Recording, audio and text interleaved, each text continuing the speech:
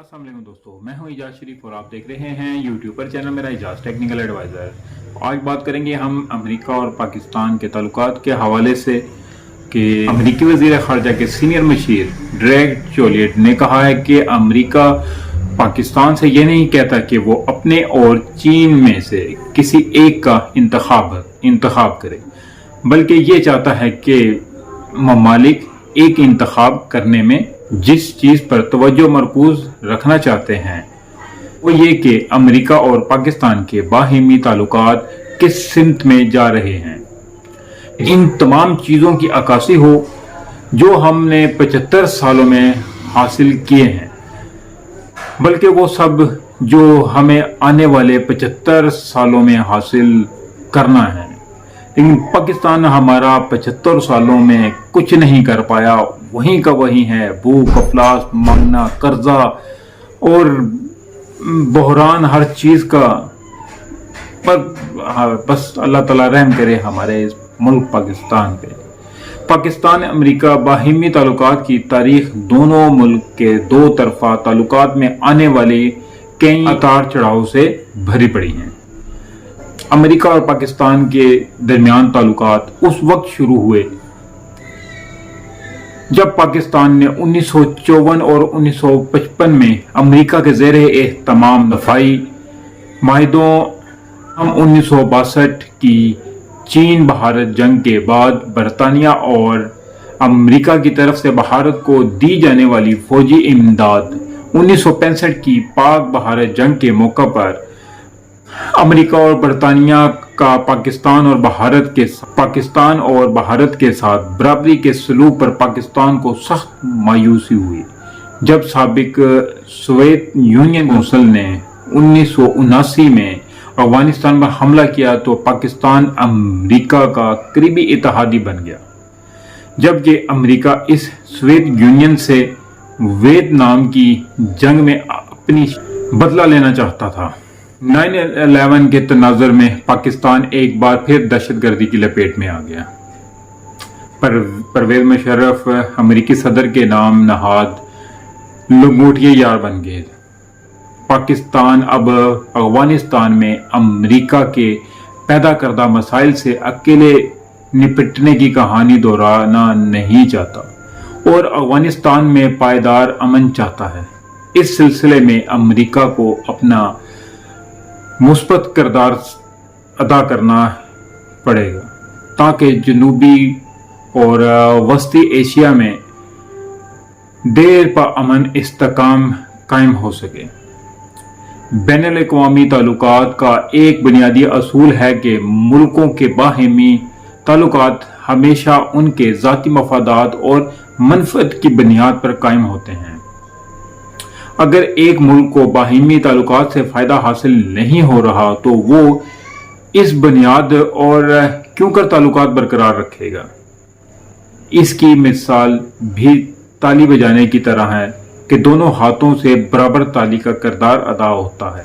एक हाथ से कभी भी ताली नहीं बजाई जा सकती। पाकिस्तान और अमेरिका के ताल्लुकात भी ऐसे ही हैं, बल्कि ये हमेशा से मफादात की बुनियाद पर सवार किए गए हैं और मुल्की मफादात के गिर्द ही घूमते रहते हैं और आइंदा भी दोनों अपने मफादात को पेश नज़र रख कर आगे बढ़ेंगे। पाकिस्तान और अमेरिका के करीबी बाहिमी ताल्लुकात को भारत कभी भी पसंदीदगी से नहीं देखता और मौजूदा सूरत हाल में जब अफगानिस्तान में तालिबान की हुकूमत के क़याम के नतीजे में इंडिया के मफादात को भी किसी हद तक नुकसान पहुंचा है, भारत कभी नहीं चाहेगा कि पाकिस्तान और अमेरिका के माबैन ताल्लुकात में गर्मजोशी आए। दूसरी तरफ सबसे अहम बात यह है कि पाकिस्तान की अब ये कोशिश है कि वो खित्ते के ममालिक के साथ चले, खुसूसी तौर पर अफगानिस्तान के मामले में। अमेरिकी मशीर ने अपने हालिया इंटरव्यू में यह भी कहा है कि पाकिस्तान में मौजूदा सैलाबी सूरत हाल से निपटने के लिए बाइडेन इंतजामिया ने पहले ही $30 मिलियन इमदाद का ऐलान किया है और वो मजीद इमदाद करने के लिए भी तैयार हैं। امریکہ سیلاب زدگان کے لیے $160 ملین جمع کرانے کے لیے اقوام متحدہ کے ساتھ بھی کام کر رہے گا۔ امریکی سفارتکار ڈریک چولیٹ کا یہ کہنا ہے کہ امریکہ کو عالمی سطح پر چین کے بارے میں تشویش ہے، اور یہ کہ جنوبی مشرقی ایشیا میں پوری دنیا میں چین ایک ایسا کردار ادا کر رہا ہے بہت سے معاملات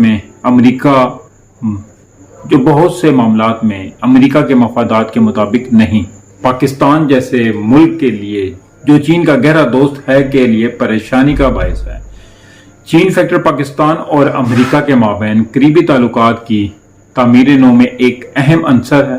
امریکہ اور چین کی باہمی مسابقت اور ٹکراؤ موجودہ عالمی سیاست کی ایک ناقابل انکار حیثیت پاکستان بڑی طاقتوں کی دشمنی کا شکار نہیں بننا چاہتا، جبکہ بجا طور پر پاکستان کی موجودہ صورتحال جغرافیائی سیاست کی کراس ہیرز میں پھنسا ہوا قرار دیا جاتا ہے۔ پاکستان کی کامیابی یہی ہے کہ امریکہ اور چین کے مابین براہ راست الجھاؤ نہ ہو۔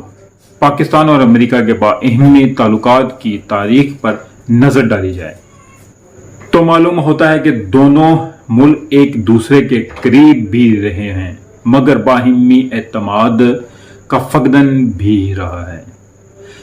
میرے خیال میں دونوں ملکوں کے مابین حکومتی سطح پر قریبی تعلقات رہے ہیں، اور دونوں ملکوں نے اپنے محدود وقتی اور وسیع المدتی مقاصد کو ملحوظ خاطر رکھتے ہوئے اپنے ریاستی مفادات کے حصول کو یقینی بنایا ہے۔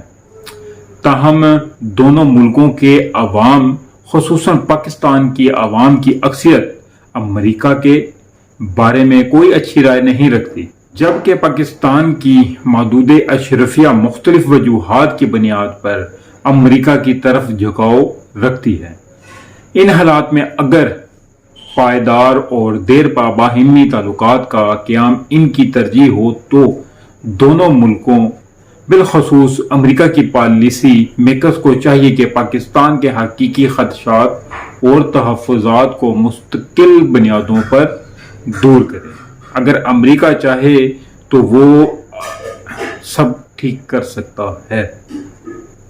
اور اس کے ساتھ ہی مجھے اجازت دیجیے، تو جس دوست نے ابھی تک میرا چینل سبسکرائب نہیں کیا کائنڈلی سبسکرائب ضرور کر لے، اور بیل آئیکن کا بٹن بھی ضرور دبا دے تاکہ میری ہر نئی آنے والی ویڈیو کا نوٹیفیکیشن آپ کو مل سکے۔ بہت شکریہ، اللہ حافظ۔